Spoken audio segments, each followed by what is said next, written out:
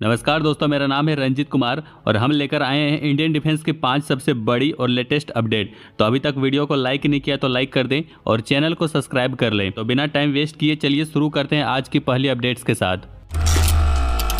जैसा कि आपको पता है कि ब्रह्मोस 2K जो इंडिया और रसिया मिलकर डेवलप कर रहे थे, इस प्रोजेक्ट को अभी के लिए रोक दिया गया है क्योंकि इसका डेवलपमेंट और प्रोडक्शन कॉस्ट बहुत ज़्यादा है। इंडियन आर्म फोर्सेस को इस मिसाइल की ज़्यादा कॉस्ट को लेकर परेशानी है क्योंकि मिसाइल की कॉस्ट अगर इतनी ज़्यादा होगी तो उसको बल्क में खरीदना फाइनेंशियली संभव नहीं होगा। वैसे भी हाइपरसोनिक मिसाइल का टेक्नोलॉजी अभी दुनिया भर में शुरुआती स्टेज पर है और इस टेक्नोलॉजी को डेवलप करना और मिसाइल बनाने का प्रोसेस अभी काफी महंगा और कॉम्प्लेक्स है। इस वजह से इस पर आगे बढ़ने का डिसीजन लेना मुश्किल हो गया है। अब ब्रह्मोस 2K मिसाइल पर काम करने के बजाय इंडियन आर्म फोर्सेस और ब्रह्मोस एरोस्पेस टीम ने मौजूदा ब्रह्मोस मिसाइल को और इम्प्रूव करने का फैसला लिया है, जो ऑलरेडी मार्क 3 की स्पीड तक पहुंच सकती है। उसको अपग्रेड करके मार्क 5 की स्पीड तक लाने की कोशिश हो रही है, जिसमें रैमजेट इंजन और प्रोपल्सन सिस्टम को और एडवांस बनाकर किया जा रहा है। इसका ऑब्जेक्टिव है कि मिसाइल की स्पीड और पेनिट्रेशन पावर बढ़ा सके, जिससे एडवांस एयर डिफेंस सिस्टम को इजीली काउंटर किया जा सके।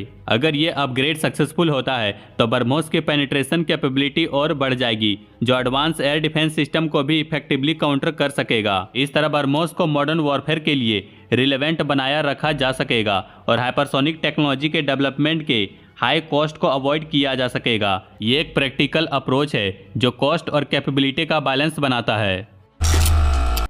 LCA Mk2 प्रोग्राम को एक बड़ा बूस्ट मिलने वाला है क्योंकि इसमें GEF414 इंजन को इंटीग्रेट किया जा रहा है। ये इंजन LCA Mk1 और Mk1A के GEF404 इंजन से काफ़ी ज़्यादा पावरफुल है। HAL अब जनरल इलेक्ट्रिक के साथ मिलके F414 इंजन को इंडिया में बनाने की तैयारी कर रहा है, जो इंडिया के लिए डिफेंस मैन्युफैक्चरिंग में सेल्फ रिलायंस का एक बड़ा स्टेप है। HAL और GE के बीच कमर्शियल टर्म्स फाइनलाइज हो रहे हैं और उम्मीद है कि 2025 तक फॉर्मल कॉन्ट्रैक्ट साइन हो जाएगा।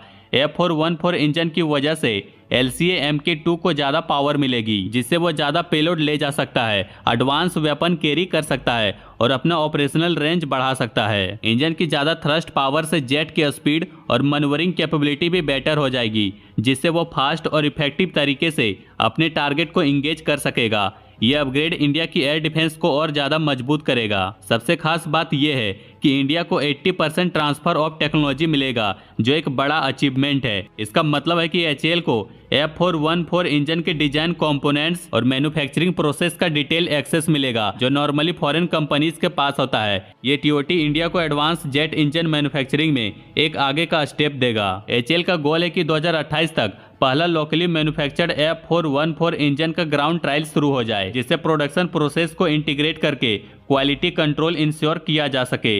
ये इंडिया के लिए एक इम्पोर्टेंट माइलस्टोन होगा, जो डिफेंस टेक्नोलॉजी में इंडिपेंडेंस और एडवांसमेंट को दिखाता है। जैसा कि आप सभी को पता है कि DRDO ने एक long range hypersonic missile test किया, जो मार्क 6 की स्पीड तक पहुंच गई, जो स्पीड से 6 गुना ज़्यादा है। इस टेस्ट का सक्सेसफुल होना इंडिया के डिफेंस कैपेबिलिटी के लिए एक बड़ा स्टेप है। हाइपरसोनिक मिसाइल को ट्रेडिशनल मिसाइल से काफ़ी बेहतर माना जाता है क्योंकि ये मार्क 5 से ज़्यादा स्पीड पे चलती है। इस मिसाइल ने अपने टेस्ट फ्लाइट के दौरान टर्मिनल मनूवर्स भी दिखाई, जो मैरीटाइम थ्रेट्स के काफ़ी यूजफुल है। मतलब ये मिसाइल मूविंग टारगेट को एक्यूरेटली हिट कर सकती है, जो मरीन वॉरफेयर में काफ़ी इफेक्टिव है। इसका इस्तेमाल इंडिया के कोस्टल डिफेंस स्ट्रेटजी में किया जाएगा, खासतौर पे इंडियन नेवी के लिए, जो इंडियन ओशियन रीजन में अपनी नेवल ऑपरेशन और ट्रेड रूट को सिक्योर करने के लिए इस मिसाइल का इस्तेमाल करेगी। इस मिसाइल का रेंज लगभग 1500 किलोमीटर है और एक्सपर्ट का कहना है कि यह मिसाइल 2000 किलोमीटर तक भी जा सकती है, वो भी सेम एक्यूरेसी के साथ। यह मिसाइल न सिर्फ इनेमी शिप को टारगेट कर सकती है, बल्कि इंडिया को स्ट्रेटेजिक डिटेरेंस प्रोवाइड करेगी, जो इनेमी के एडवांस नेवल एसेट्स के खिलाफ एक स्ट्रॉन्ग काउंटर मेजर हो सकती है। यह मिसाइल इंडिया के मैरीटाइम इंटरेस्ट को सेफगार्ड करते हुए इंडियन ओशियन रीजन में इंडिया की डोमिनेंस को मजबूत बनाएगी। इंडियन नेवी ने एक बड़ी कदम उठाई है। प्रोजेक्ट 75I के अंडर बनने वाली 6 सबमरीन में अब फॉरेन इंपोर्ट्स के बजाय लोकली डेवलप कंपोनेंट्स और सब सिस्टम का इस्तेमाल किया जाएगा। इससे इंडिया को अपनी डिफेंस सिस्टम को खुद डेवलप करने में हेल्प मिलेगी। साथ ही इंपोर्ट पे कम निर्भरता होगी और देश के मैन्युफैक्चरिंग इंडस्ट्री को ग्रोथ मिलेगी। इन सबमरीन के लिए जो सिस्टम और पार्ट्स चाहिए वो अब इंडियन कंपनी बनाएगी। ये सिस्टम सबमरीन के ऑपरेशनल के लिए जरूरी होती है, जैसे प्रोपल्सन, कूलिंग, फिल्ट्रेशन और दूसरे ऑपरेशनल सिस्टम जैसे कि steering gear, air conditioning, refrigeration plant, compressor, pump और इलेक्ट्रिक इक्विपमेंट जैसे पार्ट्स, ये सब इंडिया के अंदर बनाए जाएंगे। इससे देश में मैन्युफैक्चरिंग को बूस्ट मिलेगा और हम अपनी डिफेंस नीड को खुद पूरा कर पाएंगे। इस डिसीजन का सबसे बड़ा फायदा ये है कि सबमरीन के डिजाइन और कंस्ट्रक्शन में इंडियन कंपनी का योगदान होगा। इससे न सिर्फ नए जॉब क्रिएट होंगे बल्कि टेक्नोलॉजिकल इनोवेशन के नए मौके भी मिलेंगे। नेवी के इस लोकलाइजेशन पुश से देश का मैन्युफैक्चरिंग सेक्टर आत्मनिर्भर बनेगा और सप्लाई चेन में भी मजबूती मिलेगा। ये प्राइवेट और पब्लिक सेक्टर कंपनी के लिए एक बड़ी अपॉर्चुनिटी है नेवी के साथ मिलकर काम करने के लिए। साथ ही इस अप्रोच से प्रोडक्शन कॉस्ट कम होगी क्योंकि एक्सपेंसिव इंपोर्ट्स की जरूरत कम हो जाएगी। यह स्टेप इंडिया को डिफेंस मैन्युफैक्चरिंग में ग्लोबल कंपटीशन के लिए रेडी करेगा। सिंपल वर्ड में प्रोजेक्ट 75I इंडिया के डिफेंस और इंडस्ट्रियल ग्रोथ के लिए गेम चेंजर बन सकता है। फ्रांस ने यूक्रेन की डिफेंस कैपेबिलिटी को मजबूत करने के लिए 3 मिराज 2000 फाइटर ट्रांसफर किया है। ये एयरक्राफ्ट यूक्रेन के लिए एक जरूरी एडिशन है, खासतौर पे उसके ऑन गोइंग कॉन्फ्लिक्ट के बीच। मिराज 2000 एक मल्टी रोल फाइटर है जो एयर सुपेरियोरिटी और ग्राउंड अटैक दोनों मिशन के लिए यूज किया जा सकता है। फ्रांस का ये स्टेप यूक्रेन के लिए सपोर्ट दिखाता है, लेकिन ये अभी ऑफिशियली कंफर्म नहीं हुआ है। फ्रांस की एयरफोर्स ने रिसेंटली अपने पुराने मिराज 2000 फाइटर को अपग्रेड ना करने का फैसला लिया है और उनमें से 6 फाइटर यूक्रेन को दिए गए हैं। बाकी के 14 फाइटर्स फ्रांस के पास है जो अनमॉडिफाइड है।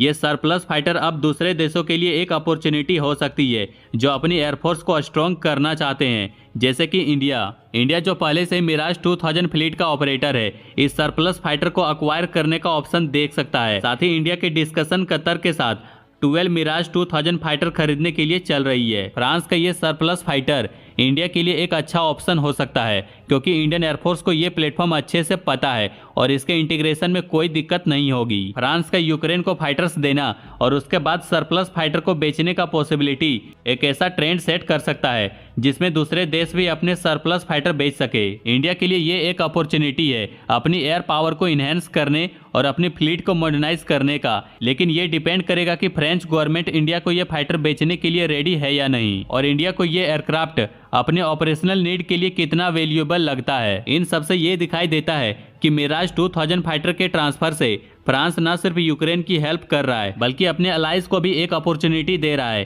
ताकि अपने डिफेंस कैपेबिलिटी को स्ट्रॉन्ग कर सके। इंडिया के मिलिट्री मॉडर्नाइजेशन पर अपडेट्स के लिए बने रहिए। बाकी लाइक एंड सब्सक्राइब जरूर करें।